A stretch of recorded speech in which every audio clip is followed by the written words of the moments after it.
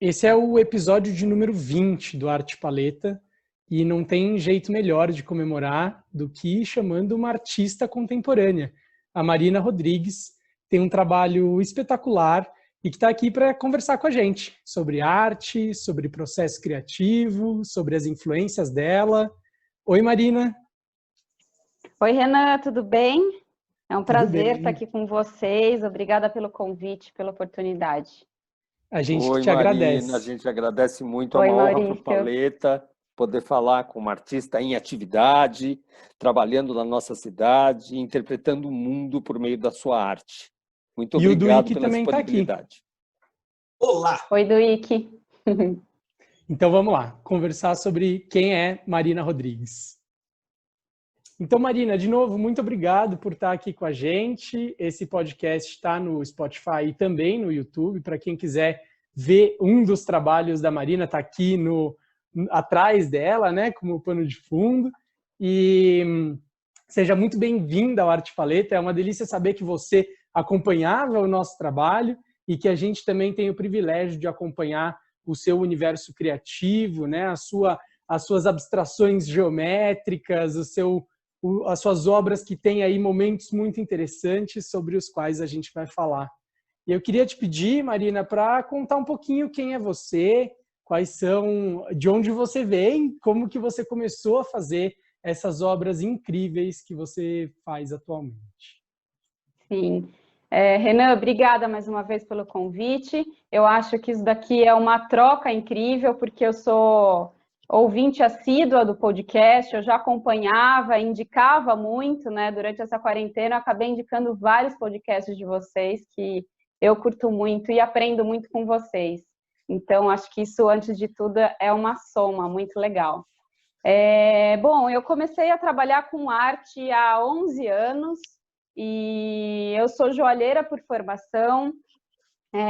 Eu tinha uma linha que eu assinava de semijoias, eu trabalhei no ramo por 6 anos, e nos últimos 5 anos eu senti uma vontade muito grande de inovar o próprio trabalho, sabe? Eu já tinha trabalhado com linha masculina, feminina, infantil, e eu estava sentindo falta de algo mais para me instigar, para me autoconhecer, para inovar, enfim. E aí, eu decorando meu ateliê de joias, eu descobri a tape art, que é uma técnica feita com fitas adesivas, que na época eu nem sabia o nome, e eu curti muito fazer, comecei a pesquisar a respeito e encontrei uma paixão na tape art. Eu fiquei 1 ano testando a técnica, porque até então no Brasil não se ouvia falar sobre isso, não era uma técnica que todo mundo conhecia, que tinha conhecimento, que tinha uma fita específica, um estilo ou um artista que representasse essa técnica. Então eu fiquei 1 ano estudando todos os tipos de fita do mundo para poder descobrir se eu me encaixava naquele lugar, né? E se eu poderia trabalhar com isso profissionalmente para trazer até um trabalho de qualidade, né? E além do trabalho visual, é claro, um trabalho de qualidade, porque quando a gente fala de fitas, eu não posso ter assim, ó, o descuidado de realizar um trabalho na casa do cliente que depois vai sair com o tempo. Então, foi um trabalho árduo mesmo, até de ligar assim, para as fábricas para entender a diferença de cada tipo de fita, visitar pessoalmente as fábricas, importar muito material. E aí, depois de um certo tempo de estudo sobre isso, eu falei, não, legal, então agora acho que eu estou pronta, estou, enfim, me sentindo segura sobre isso. E aí comecei a trabalhar com esse processo e descobri qual seria o meu design autoral, trabalhando com as fitas. E nos últimos 5 anos tenho trabalhado com isso, então, resumidamente.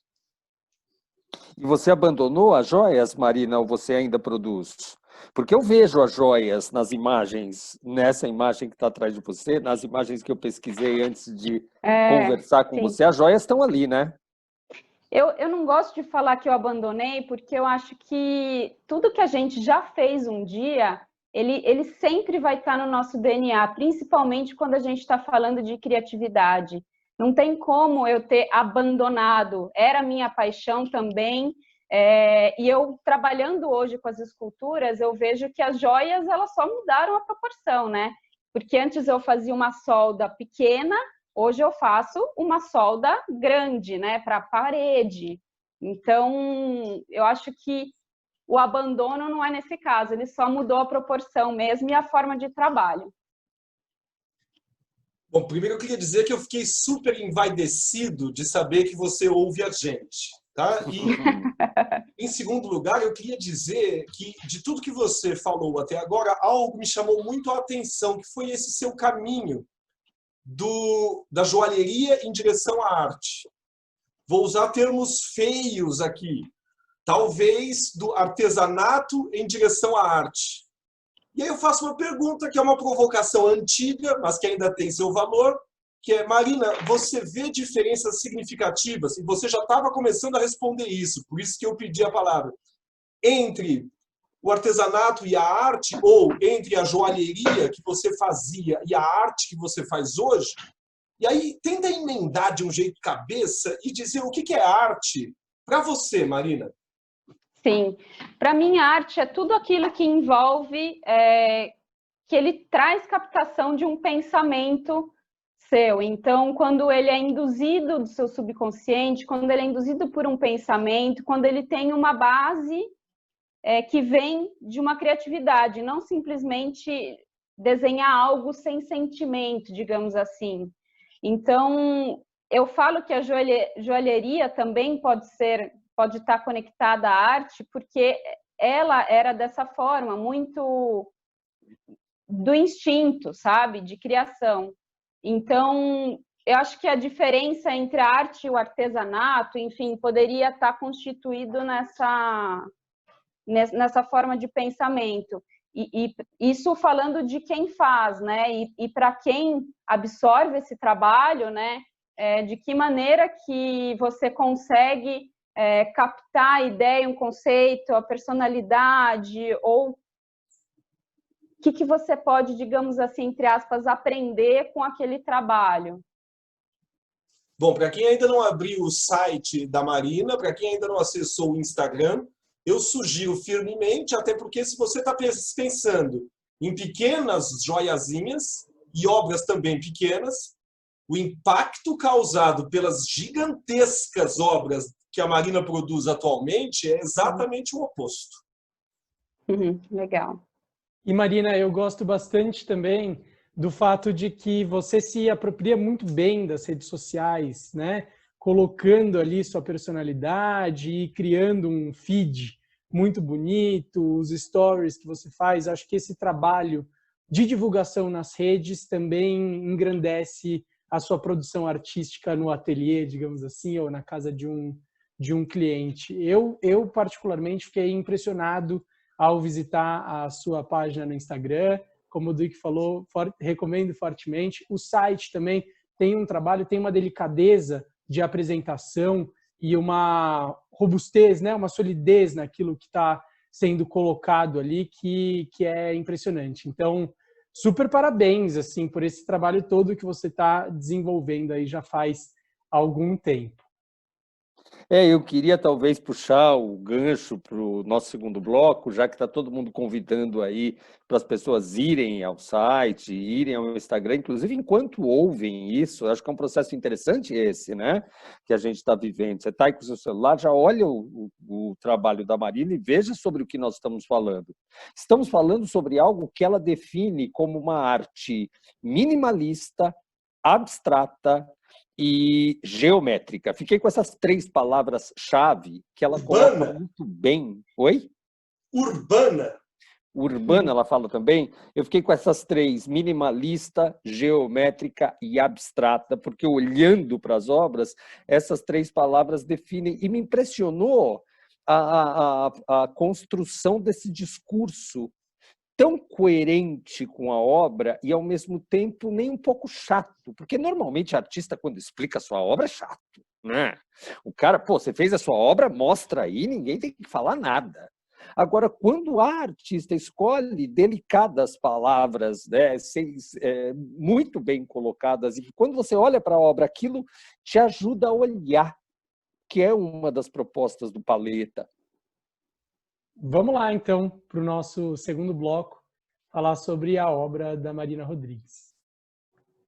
Então, a ideia desse segundo bloco é a gente conversar sobre a obra da Marina, as referências, alguns dos trabalhos mais destacados, né? E eu começo puxando o gancho do seu site, que eu considero uma obra também, Marina. Como que é a equipe aí que trabalha com você? Como que funciona?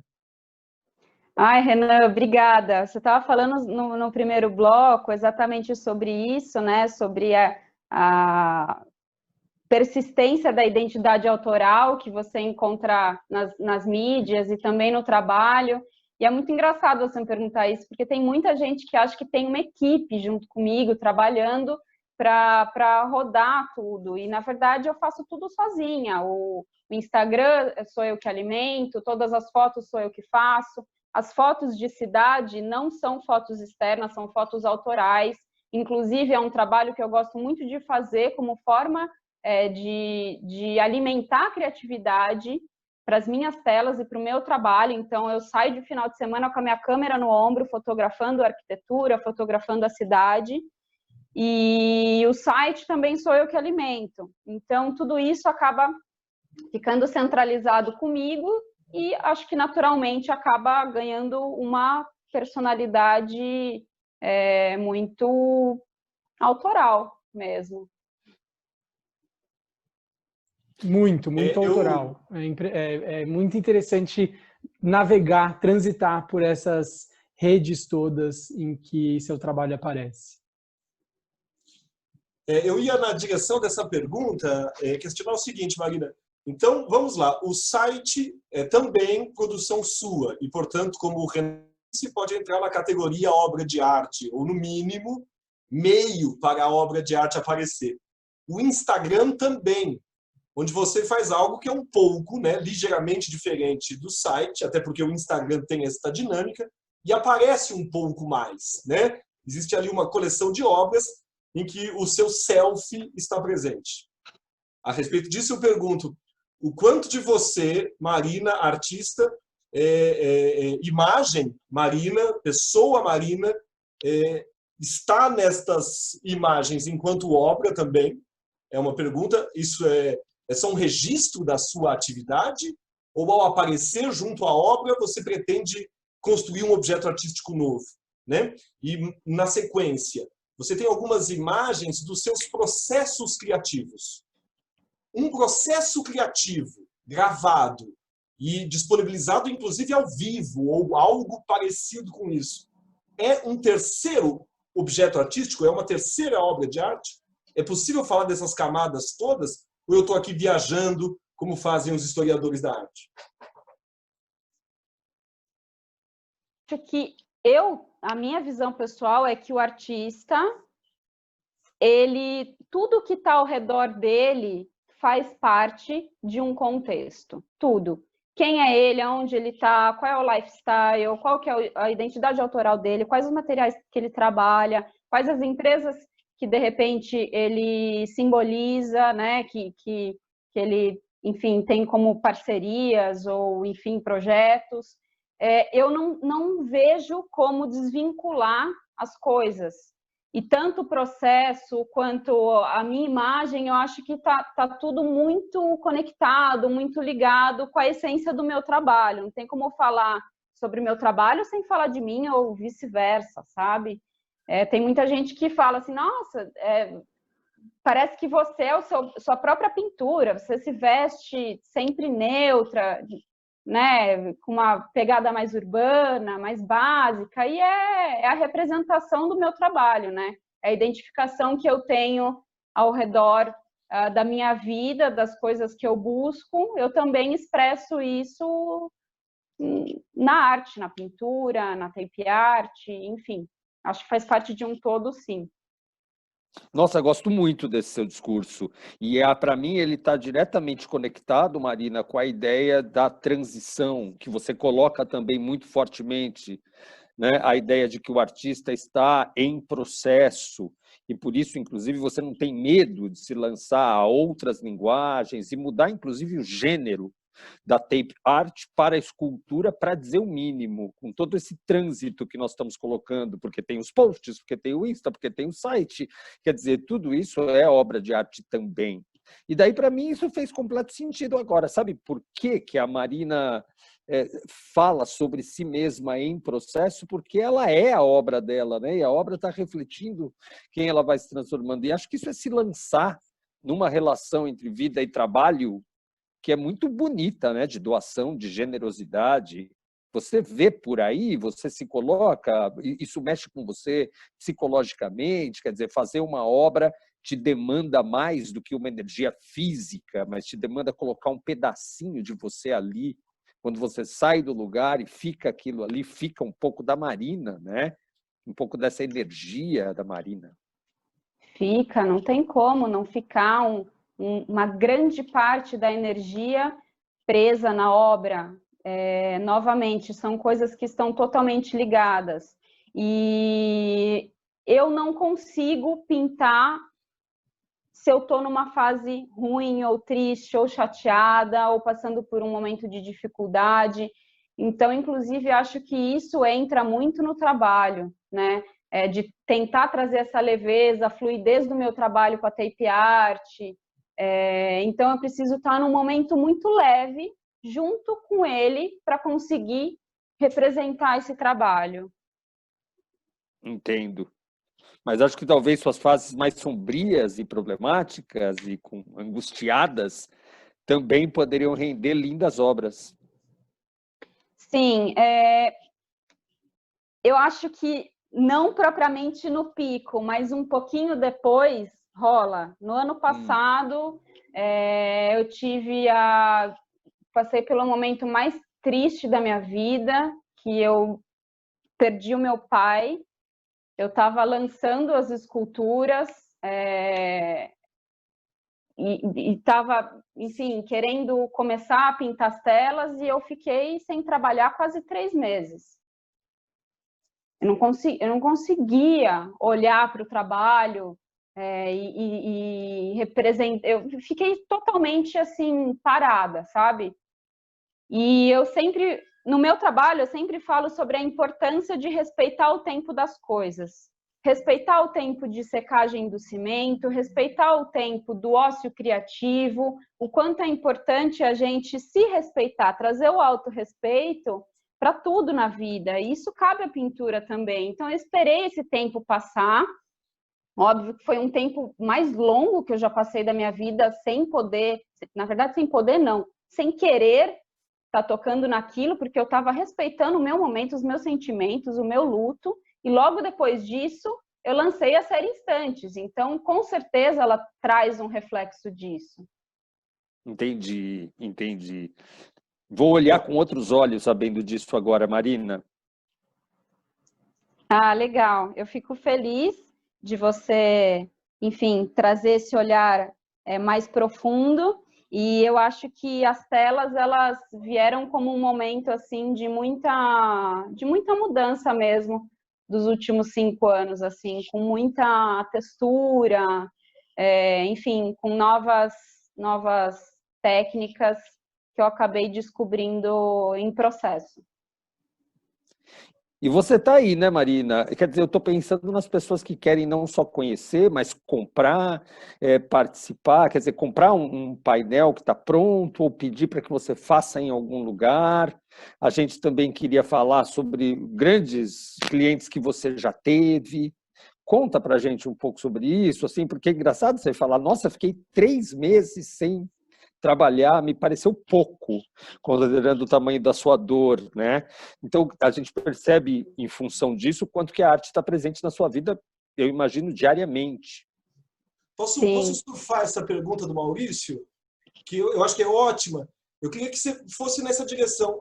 Como é que você, ao mesmo tempo, faz uma arte que busca respeitar o tempo das coisas, a leveza, a emoção e até o ócio, como você colocou, e, como a gente bem sabe, produz para o mercado, inclusive para as grandes marcas. É uma contradição, é um complemento, um entra em conflito com o outro, um impossibilita o outro.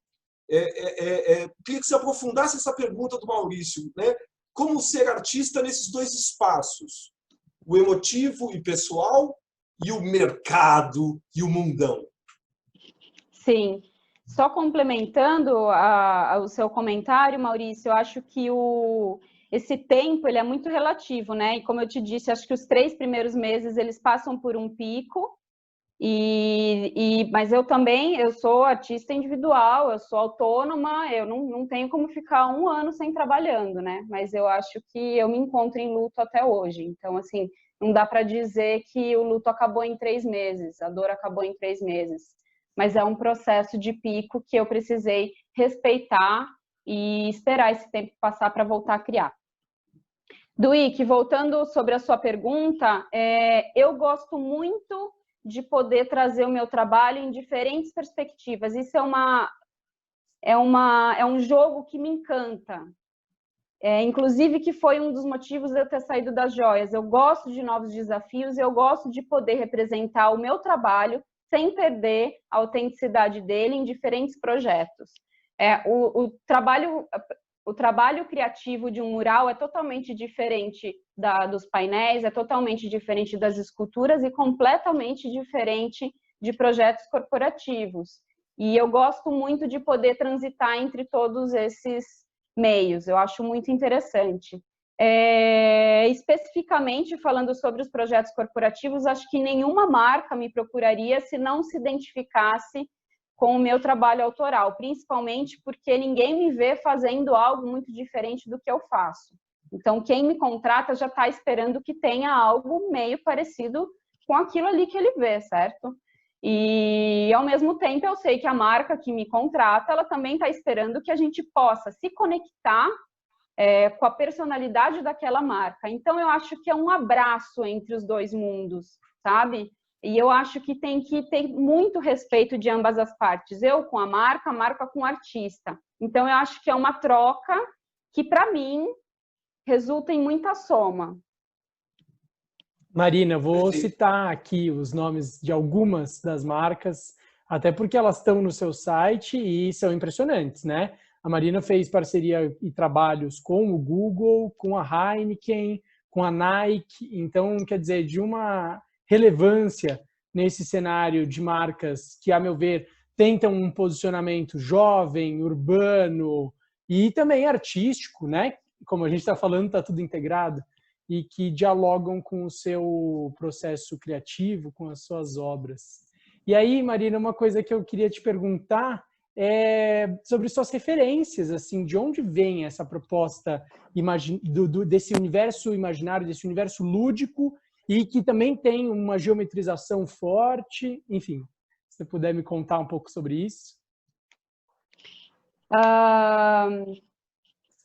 Eu acho que o processo ele foi sendo compreendido de acordo com os anos, assim, não foi algo que primeiro começou no racional, eu penso tal coisa, eu quero representar isso. Não, foi encontrando através dos meus gostos e do que eu me identificava com aquilo. Hoje, né, o processo de design autoral é algo que demora muito tempo. São muitos anos de teste, de estudo, de autoconhecimento. Então, hoje, eu posso dizer que o meu trabalho dialoga com esse perfil superurbano, que traz um pensamento e uma reflexão sobre o caos da cidade.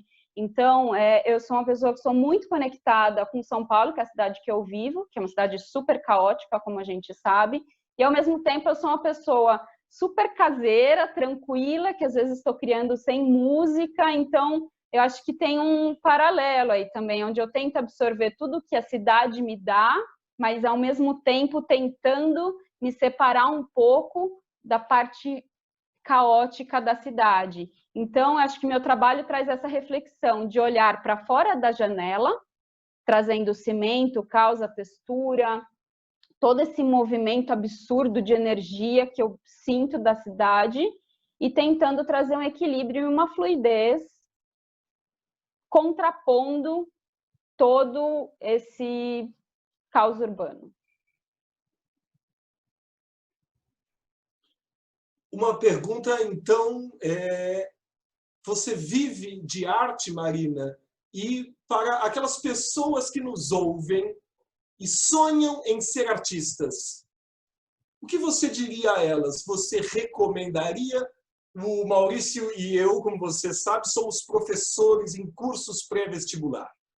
Para os nossos alunos e alunas que estão nos ouvindo e que ouvem os pais, os avós, sugerindo que elas se tornem engenheiros ou, quiçá, médicos, o que a Marina diria?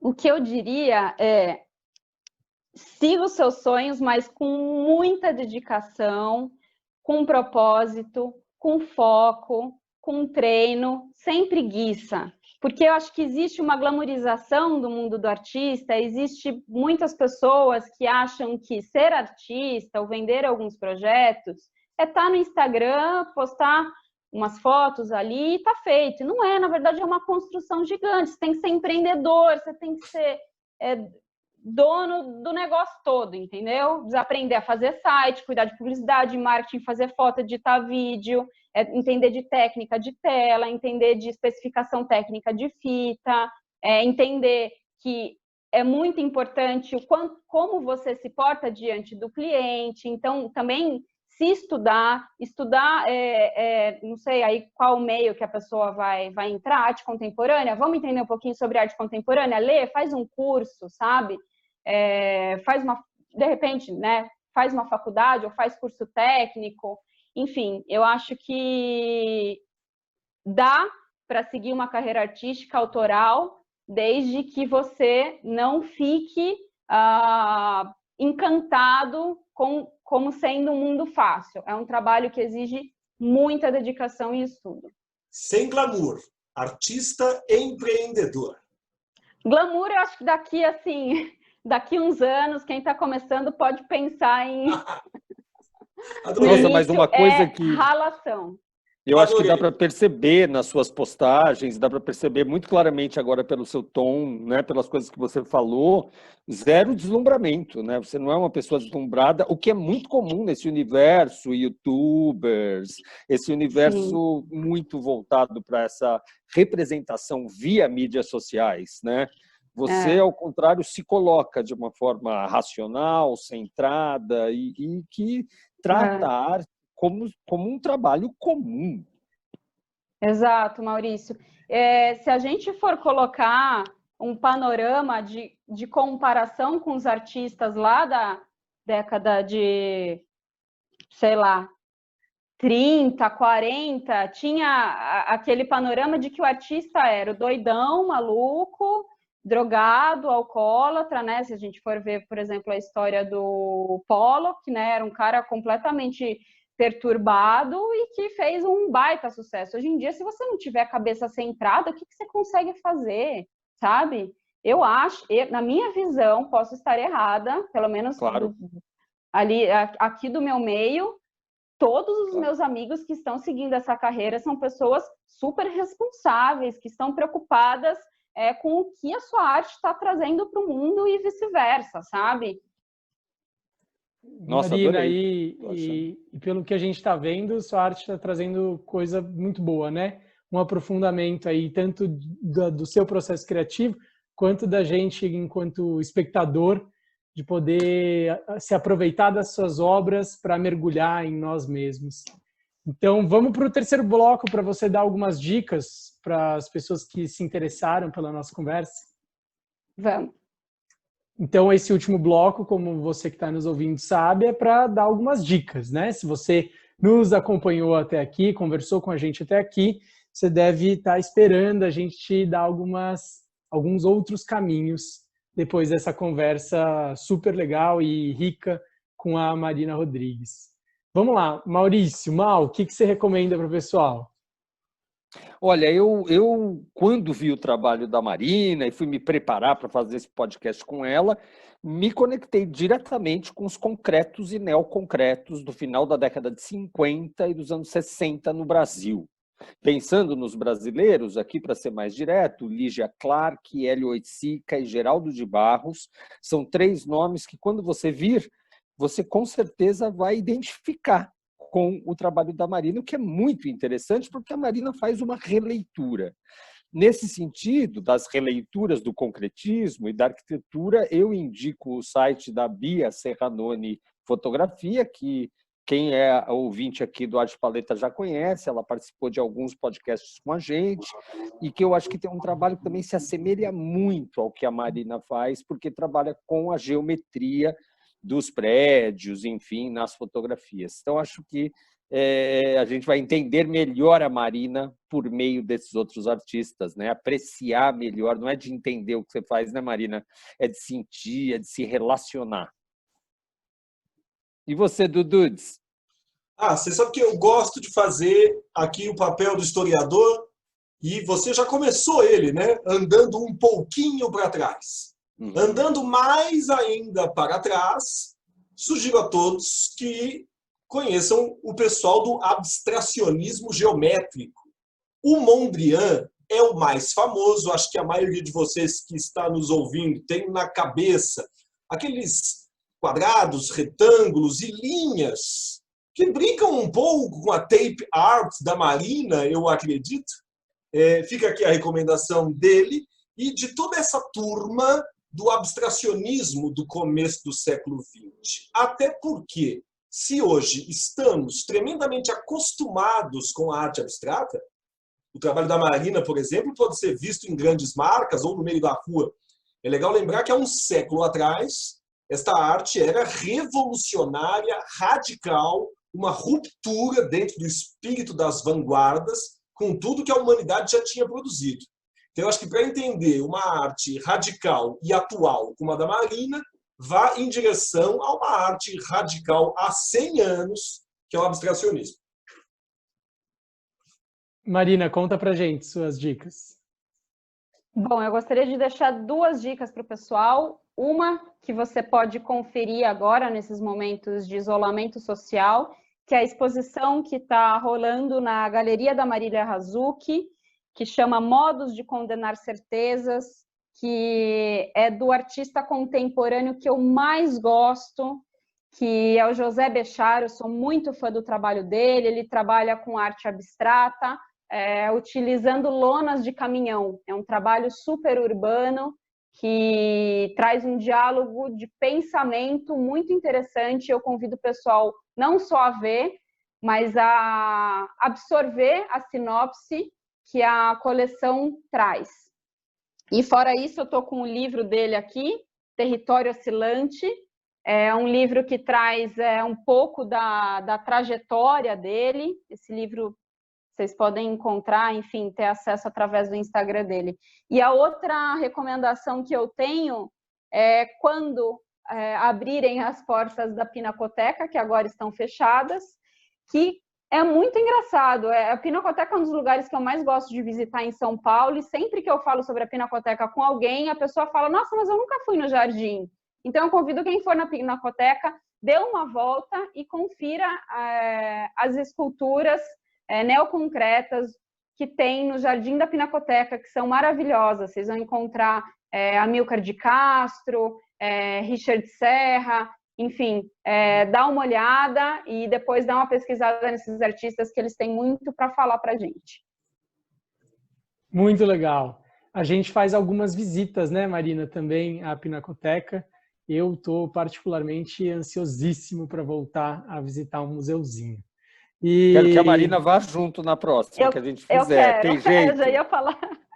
Quero dá para a gente muito. ficar amigo, Marina, agora, depois desse podcast? Não, eu acho que dá agora. Porque eu estou querendo fazer uma festa com artistas amigos, sabe? Uma coisa assim que for possível. Nos jardins do Parque da Luz. Isso. Maravilhoso. E eu vou aproveitar o gancho para, além dos concretos neoconcretos, do neoplasticismo holandês e das dicas durante pandemia e pós-pandemia que a Marina deu, eu trago também uma outra artista contemporânea, mulher, viva e ativa, que é a Marina Zumi, uma artista que tem um trabalho também com as linhas, com as padronagens e com a geometrização muito interessante. Vale a pena conferir o Instagram da Marina Zumi, Zumi, também é facinho de achar, e dialoga bastante com esse universo criativo da Marina Rodrigues, com quem a gente teve o prazer de conversar hoje. Marina, muito, muito obrigado de novo. Que delícia poder falar de arte com alguém que vive isso no cotidiano. Parabéns, viu, Marina? Gostei muito do seu trabalho, do seu discurso. Muito feliz, saio enriquecido da nossa conversa. Bom, como a gente já combinou que a partir de agora somos amigos, eu não tenho mais nada a acrescentar. Eu estou aguardando o nosso encontro em breve. Obrigada, Renan. Obrigada, Maurício Duick. Foi uma troca e, novamente, uma soma muito grande. Obrigada por todo mundo também aqui que está ouvindo. Obrigado, gente. Então é isso. Um beijo. Até a próxima. Tchau. Beijo. Tchau.